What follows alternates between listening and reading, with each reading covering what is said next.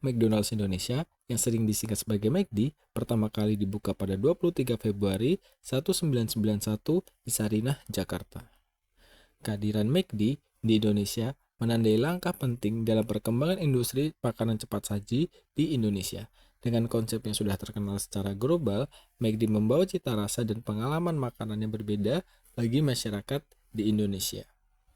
Pada tahun 2009, hak waralaba McDonald's Indonesia dialihkan dari PT Ramako Gerbang Mas kepada PT Resco National Food.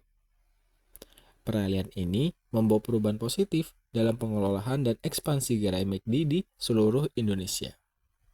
Saat ini, McD telah memiliki lebih dari 200 gerai yang tersebar di berbagai kota besar di daerah Indonesia. Pemboikotan produk asal Amerika Serikat, terutama di negara-negara dengan mayoritas Muslim seperti Indonesia, seringkali dipicu oleh ketegangan politik dan kebijakan luar negeri yang dianggap merugikan. Salah satu alasan utama di balik pemboikotan ini adalah dukungan Amerika Serikat terhadap Israel dalam konflik Palestina, yang memicu kemarahan masyarakat dan dorongan untuk melakukan pemboikotan dengan bentuk protes. Selain itu, kebijakan luar negeri Amerika yang dianggap kontroversial dan merugikan negara-negara berkembang juga berkontribusi dalam reaksi negatif dari masyarakat.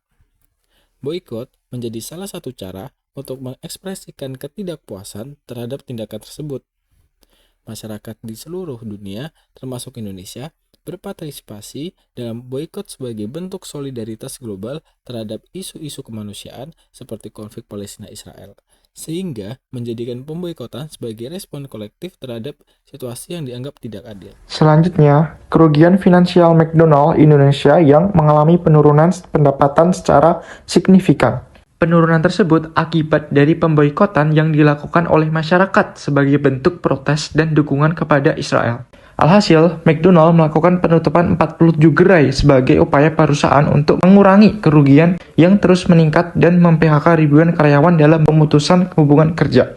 Banyak karyawan yang harus mencari pekerjaan baru untuk mempertahankan kehidupan mereka. Sebelum pemboikotan, McDonald Indonesia beroperasi dengan stabil dan menikmati pertumbuhan pendapatan yang konsisten. Jumlah gerai yang beroperasi juga terus banyak bertambah, namun setelah pemboikotan, pendapatan McDonald turun drastis terjadi, disertai dengan penutupan gerai dan PHK massal yang mengakibatkan penurunan pendapatan yang signifikan dibandingkan dengan periode sebelum boikot.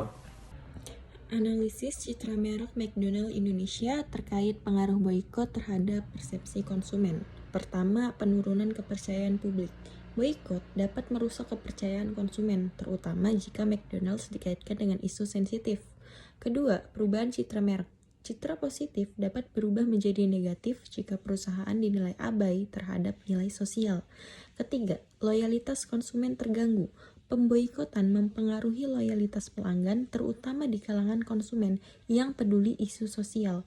Keempat, polarisasi konsumen. Boikot menciptakan perpecahan antara konsumen yang setia dan yang beralih ke merek lain. Kelima, perubahan pola pikir konsumsi. Konsumen cenderung mencari alternatif, meningkatkan persaingan dengan merek lain. Adapun respon masyarakat dan media terhadap McDonald's. Yang pertama, aksi solidaritas masyarakat. Pemboikotan menyatukan masyarakat dengan nilai yang sama.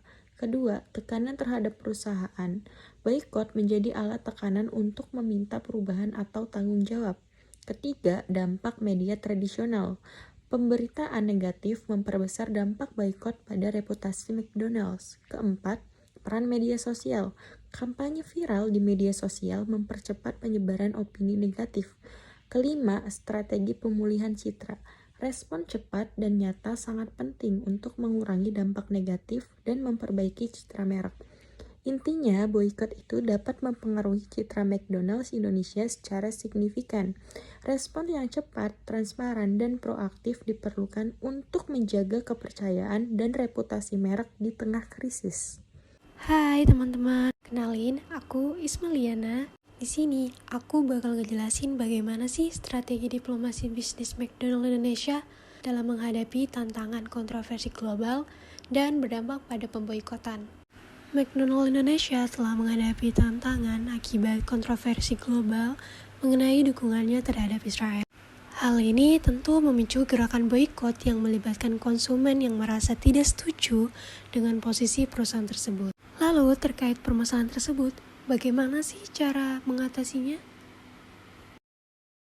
Pertama, McDonald Indonesia menekankan pentingnya komunikasi yang jelas dengan pelanggan dan juga pemangku kepentingan. Strategi ini dilakukan untuk menjelaskan bahwa McDonald Indonesia beroperasi secara independen dan tidak terlibat langsung dalam kebijakan luar negeri McDonald di negara lain. Selain itu, McDonald melakukan strategi di media sosial dalam mengendalikan opini publik dengan merespon isu-isu negatif dan membangun citra positif di kalangan konsumen.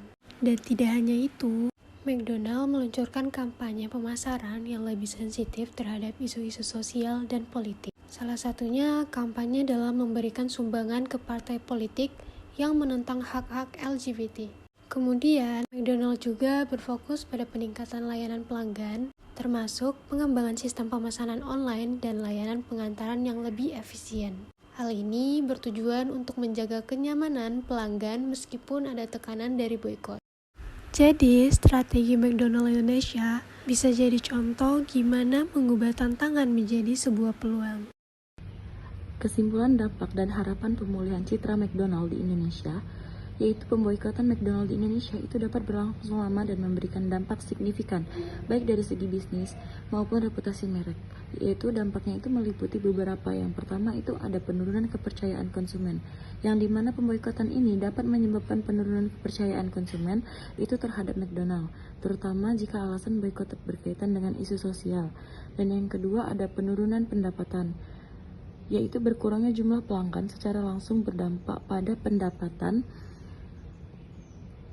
terutama jika boikot meluas dan berlangsung lama. Dan yang ketiga ada efek jangka panjang pada reputasi yang ada di merek, yaitu boikot yang berkepanjangan dapat menciptakan persepsi negatif yang sulit dipulihkan bahkan setelah masalah yang menjadi penyebabnya.